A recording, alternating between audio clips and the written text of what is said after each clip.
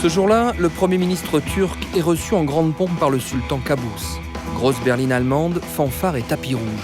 Pour la musique, bien sûr, c'est un petit peu moins rock'n'roll. Ça donne ça.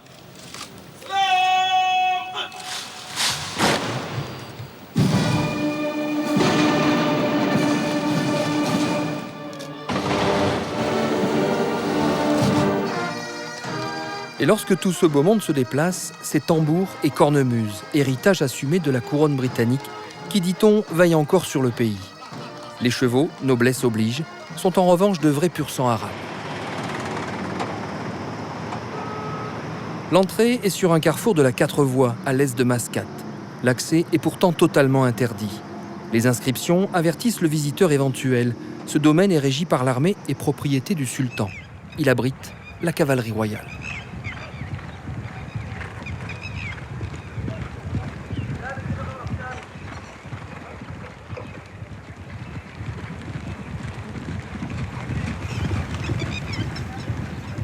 Là, qu'est-ce que tu regardes quand il passe?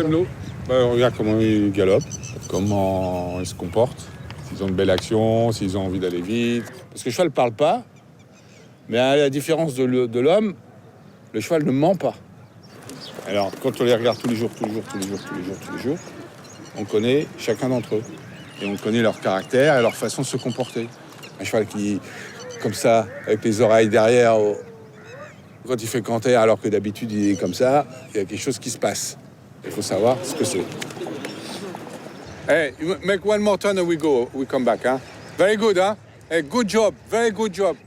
Parole de spécialiste. Philippe Barbet est tout simplement l'un des meilleurs entraîneurs français, aujourd'hui en charge des chevaux de course de Sa Majesté. Après une longue carrière en France, aux Émirats, en Turquie, il a accepté la proposition de faire de cette écurie l'une des meilleures du monde. Ambiance militaire, mais un grand confort de travail. Donc ces chevaux font toute la saison d'hiver aux Émirats et toute la saison d'été en Europe. Les meilleurs partent en Europe pour 6 mois, à partir du mois d'avril jusqu'au mois de septembre. On a juste le souci, c'est d'entraîner les chevaux et d'en sortir le maximum. Aucun souci matériel, on peut vraiment se concentrer sur l'entraînement. Les écuries royales d'Oman, c'est 1300 chevaux de toutes les races du monde. De course, de beauté, d'attelage et même chevaux de bois pour les entraînements du polo.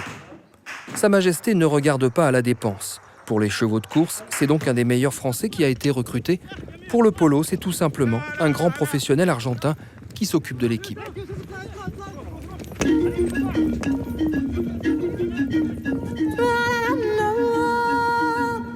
Spectatrices attentives, 4 jeunes femmes au bord de la piste. Qui sont-elles? Des cavalières de l'écurie royale, tout simplement. Mais il nous est interdit de les filmer à l'entraînement, nous dit-on. Elles ne jouent pas assez bien au polo, et ici, on ne peut montrer que ce qui est parfait. On nous autorise en revanche, mais brièvement, à les interviewer. Au début, lorsque j'ai voulu faire du cheval, mes parents ne voulaient pas parce que j'étais une fille et aussi parce que j'étais petite. Ils avaient peur que je me fasse mal. Peu à peu, ils ont vu comment ça se passait et ils ont accepté, notamment mon père. Moi, je monte à cheval ici depuis 3 ans. Plus tard, si Dieu le veut, je voudrais faire des études dans la finance. Ou alors, je voudrais peut-être être militaire. Voilà, et c'est tout ce que nous pourrons savoir de ces demoiselles pour l'instant. Nous pouvons en revanche filmer à volonté le blacksmith, le maréchal Ferrand. Un bon gars du fin fond de l'Angleterre qui forgerait un fer à cheval, les yeux fermés.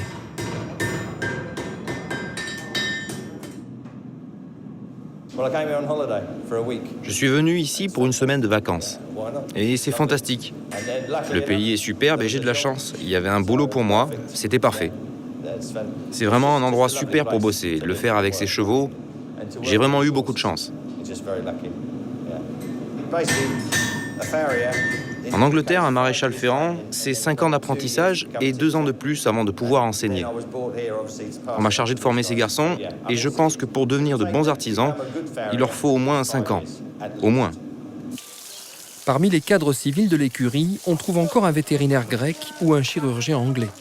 Mais le plus étonnant, ce ne sont pas les uns ou les autres de ces messieurs, payés à prix d'or pour veiller sur une institution royale.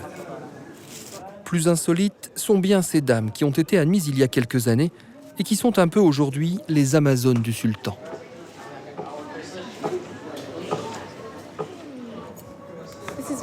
C'est ma jument. C'est ma préférée. Celle que j'aime le plus à la Royal Cavalry. Son nom est Lahan. Ça veut dire musique. Elle est vraiment adorable. C'est ma fille, je l'adore.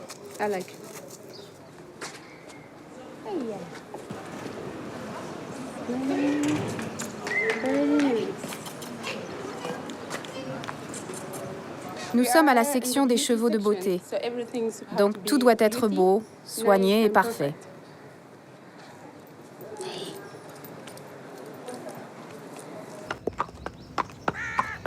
Depuis que je suis petite, j'ai essayé toutes les sections. La course, le saut d'obstacle, le dressage, la monte arabe. Et j'étais la première femme à galoper debout sur le cheval, en présence de Sa Majesté, et tout le monde était surpris. Je suis assez fière de ça.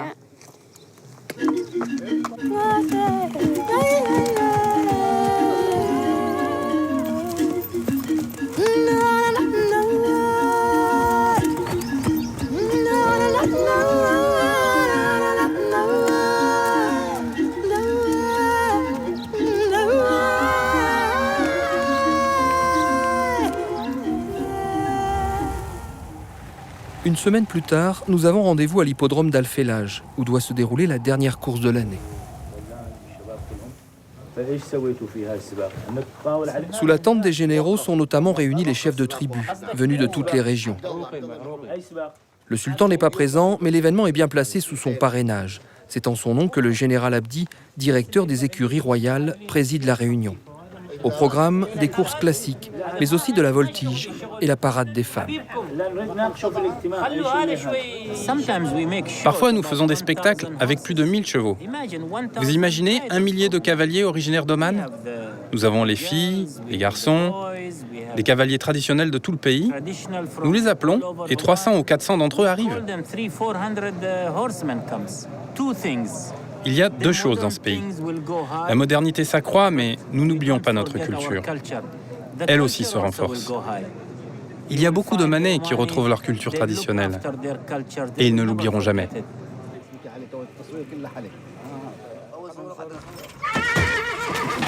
Ils sont venus de tout le pays. Certains ont voyagé durant la nuit pour venir de Salalah, à l'extrême sud. La plupart sont de simples cavaliers, seulement désireux de défiler avec leurs bêtes. D'autres, membres de la famille royale ou grands commerçants, ont dépêché une dizaine d'employés et des chevaux d'exception. Ce cheval est un pur sang anglais. Il s'appelle Abil de la Tour. Il a 5 ans et sa lignée remonte à 1600. Il appartient au Cheikh Soliman Feroz.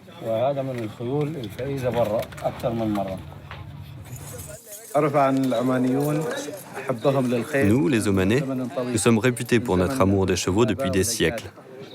Et nous aimons monter à cheval parce que, dans le Coran, le prophète dit que c'est une activité très noble pour les hommes musulmans.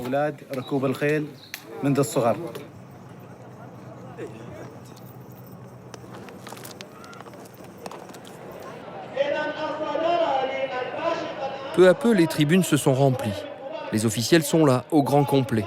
À la tribune supérieure, des ambassadeurs et plusieurs ministres de Sa Majesté. Ça y est, c'est parti. Et ce sont bien sûr les cornemuses de la fanfare du sultan qui donnent le départ des festivités.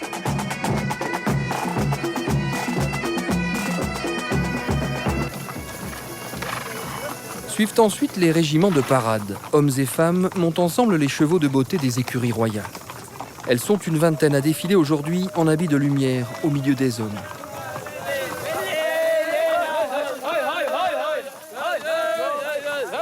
La plupart de ces jeunes femmes sont étudiantes et certaines intégreront la cavalerie royale qui est depuis peu ouverte au sexe féminin. Ce sont même elles qui ouvrent les festivités par quelques exercices de dressage. Monter à cheval est sans doute une activité très noble pour les hommes, mais ces demoiselles ne s'en sortent pas si mal. Les 350 cavaliers convoqués par le général Abdi viennent ensuite se présenter. Et là, pas une femme. Au fin fond du pays, on est manifestement moins moderne qu'à la cavalerie royale. Moi, j'aime les chevaux. Depuis que j'étais tout petit, pas plus grand que ça, j'avais 9 ans, j'étais comme ça, et plus j'ai grandi, plus je me suis attaché aux chevaux. Il n'y a rien que j'aime plus que lui. Les présentations sont faites, les épreuves d'adresse et de voltige peuvent commencer. Pour les cavaliers venus de leur village, c'est l'occasion de rivaliser avec les militaires, cavaliers professionnels de la cavalerie royale.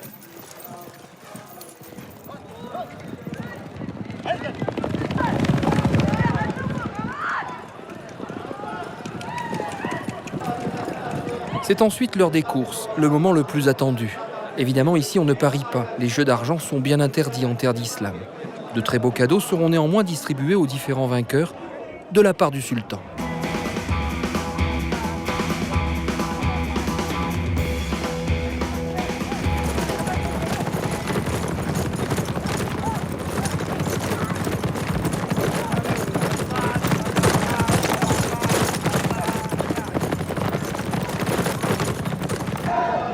Dans les tribunes, l'ambiance n'est bien sûr pas à l'exubérance. L'hippodrome est royal et on doit y montrer la plus grande retenue. Héritage anglais sans doute.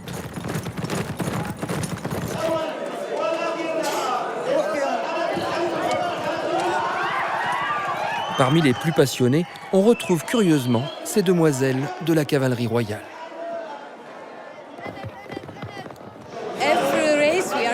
Nous venons ici lors de chaque course, car cela nous excite. C'est notre passion de voir les chevaux. Et on adore ça. J'adore les courses, moi aussi. Mais comme je joue au polo, mon rêve serait de rencontrer le prince Charles et de jouer une partie avec lui.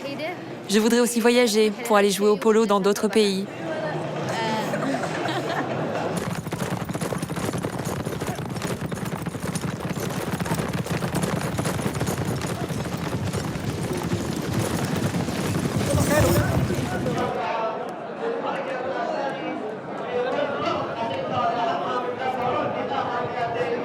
Depuis peu, les filles aussi ont droit à leur course. Une grande ligne droite de 1000 mètres sur laquelle elles se lancent à tombeau ouvert.